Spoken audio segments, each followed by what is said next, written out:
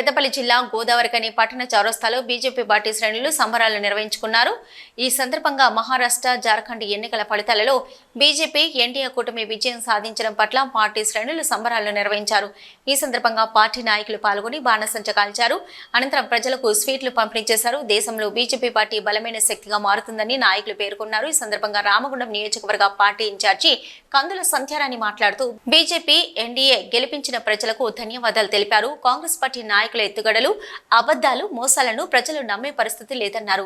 తెలంగాణ రాష్ట్రంతో పాటు మహారాష్ట్రలో పరిస్థితులను గమనించిన ప్రజలు దేశ అభివృద్ధిని చూసి ఓటు వేసి ప్రధాని మోదీ నాయకత్వాన్ని బలపరిచారని అన్నారు. భవిష్యత్తులో తెలంగాణలో బీజేపీ పట్టం కడుతుందని చెప్పారు.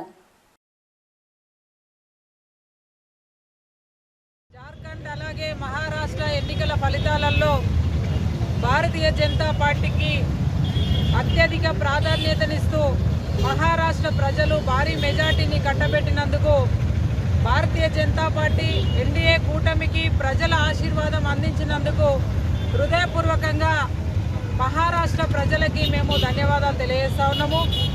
అలాగే భారతీయ జనతా పార్టీ నాయకత్వానికి హృదయపూర్వకంగా అభినందనలు, శుభాకాంక్షలు తెలియజేస్తా ఉన్నాం.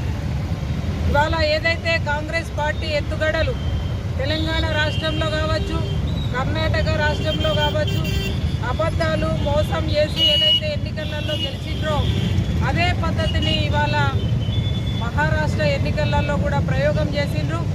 కానీ అటు కర్ణాటకలో ఇటు తెలంగాణలో ప్రజల్ని ఏ రకంగా మోసం చేసిండ్రు కాంగ్రెస్ పార్టీ అని గ్రహించి ఇవాళ మహారాష్ట్ర ప్రజలు మాత్రం భారతీయ జనతా పార్టీకి నీతిగా, నిజాయితీగా, ధర్మం కోసం, దేశం కోసం పనిచేస్తున్నటువంటి నరేంద్ర మోడీ గారి నాయకత్వాన్ని, భారతీయ జనతా పార్టీని ఆశీర్వదించే అవకాశం ఇవ్వడం అనేది